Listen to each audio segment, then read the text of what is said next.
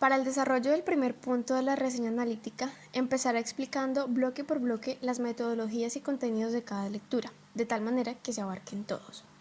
Iniciamos con la primera lectura sobre la curaduría y su papel en la divulgación. Este artículo nos habla sobre la importancia de definir el término curador, curaduría y práctica curatorial. El concepto de curador nace en México durante el siglo XX, poco aceptado, por cierto, por su relación con el sacerdocio o la medicina.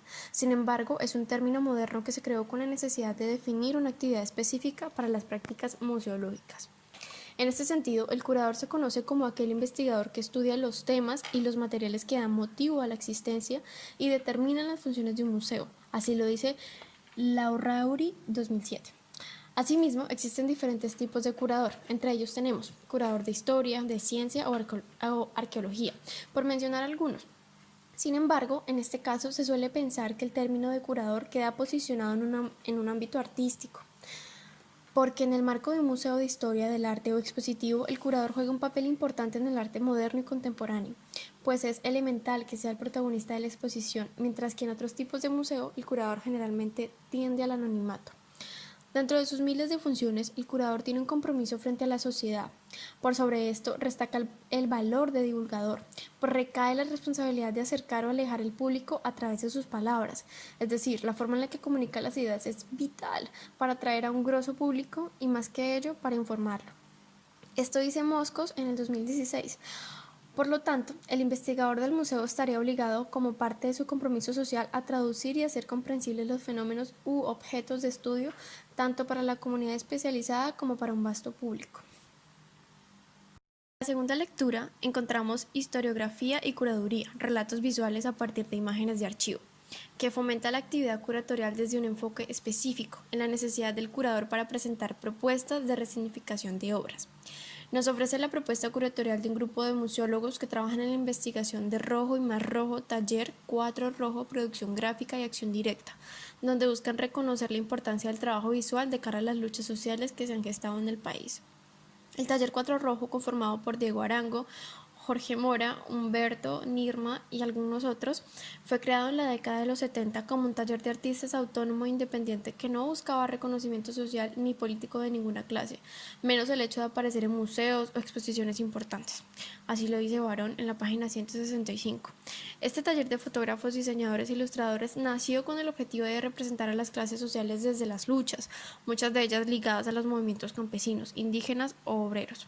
En esta época se vivió fuertes repercusiones en materia política. Por tal razón, el auge en la población no se dio a esperar, y fue algo que el taller no desaprovechó, porque gracias a su trabajo callejero como arte urbano se dio a conocer a través de panfletos, afiches y demás trabajos serigráficos que influenciaron a las masas y motivaron los movimientos, de tal forma que hoy en día podemos decir que su magnitud fue imprescindible para la lucha de muchas batallas sociales.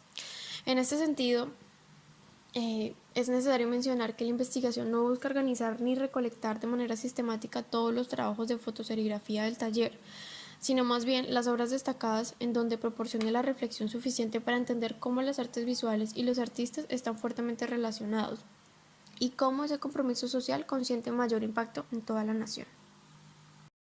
En el tercer libro, Los pasos sobre las huellas, destaca la contribución de Marta Traba a los artistas y del movimiento artístico del país. Sin embargo, recalca también la importancia de otros críticos con el mismo valor que ella. Amnesia de una tradición cuestiona la institucionalidad y su función como promotor cultural. Propone a su vez otros grupos y talleres independientes del Estado en los que se gesta una mejor organización económica y en donde se brinda espacios que motiven el arte y la cultura.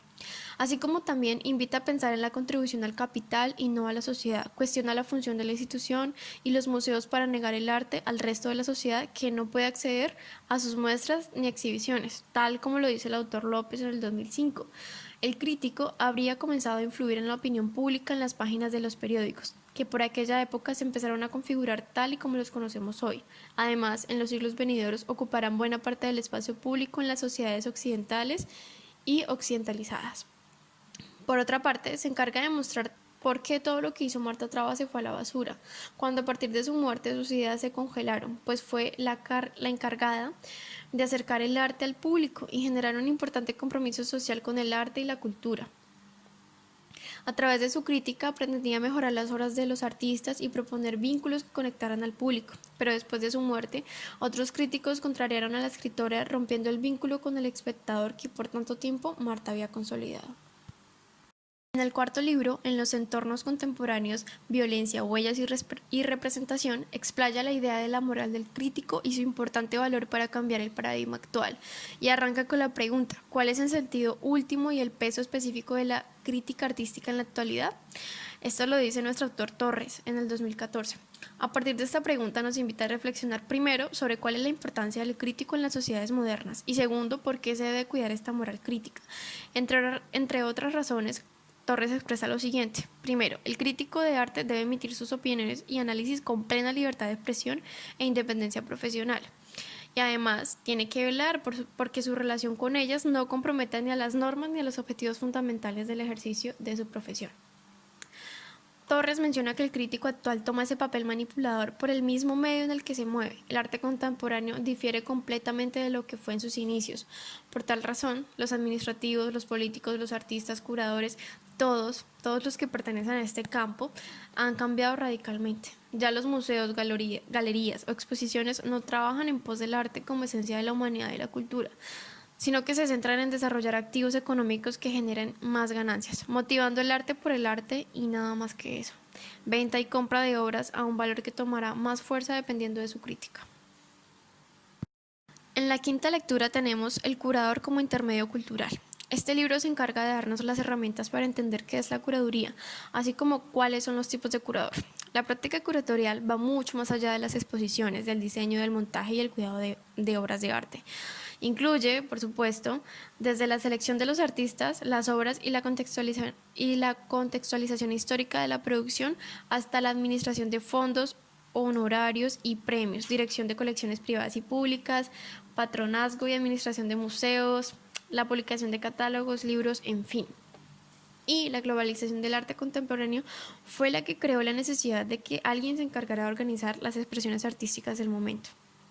Entre otras cosas, los tipos de curador son: primero, académicos, o sea, egresados de la academia, especializados en el tema, que trabajan con eventos magnos, es decir, de grandes magnitudes, aprobados o denominados curadores de curadores. Hacen parte de la cúpula, instancia de poder, y ellos se encargan de programar estrategias de mayor impacto. Son los que más saben de este tema y los que están preparados para ello. En el segundo tenemos los artísticos, que tienen una trayectoria en el arte, es decir, son artistas, pero no son críticos del arte ni son curadores, solo tienen tendencia, y su tendencia es más que todo a la técnica de la obra, del diseño, del color, del contexto. Como tercero están los independientes, que son provenientes de carreras de historias de arte, es decir, historiadores, arqueólogos, por así decirlo. A partir de este conocimiento monta el evento, el discurso de autorrol o de autoconocimiento. Aquí predomina el concepto, no la estética, solo el significado de la obra y el contexto, eso es lo que importa. Cabe decir que los académicos hablan de todo.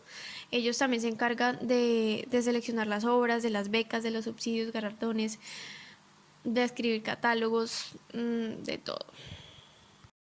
Como sexta lectura se denomina Curaduría e Investigación, historias en tiempos largos. Este es un apartado que habla de sobredescribir el libro. Reconoce que no cualquiera puede denominarse curador y relaciona a Marta Traba con su papel fundamental en la crítica del arte, pues además fue pionera en el campo de la curaduría. Marta Traba en sus críticas siempre intentó ser muy sincera y justiciera con las obras que valían la pena.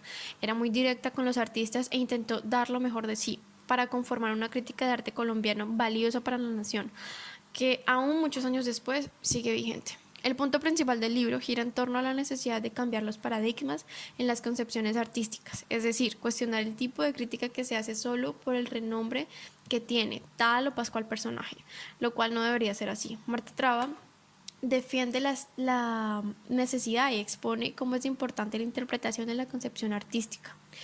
Y lo plantea de este modo: cuando un crítico da una opinión, un foro, un comentario, etc., sobre alguna obra, ésta se viene a convertir en un concepto y dependiendo de la influencia de esa persona en la sociedad, entraría a convertirse en un paradigma. Esta es la invitación que nos presenta el texto. Se debe tener cuidado sobre cómo interpretamos la obra, sobre lo que el artista quiso expresar, porque su esencia no puede ser tergiversada por terceros. Dialoga también la tendencia de los críticos a predecirla a través de la obra, lo que sucederá con ella en los próximos años, es decir, eleva el espíritu del artista hacia lo más alto o puede llegar a arruinarlo por completo. Como punto final, es necesario que los nuevos críticos de la sociedad puedan cambiar los paradigmas conceptuales en la actualidad. Esto es lo que dice el libro.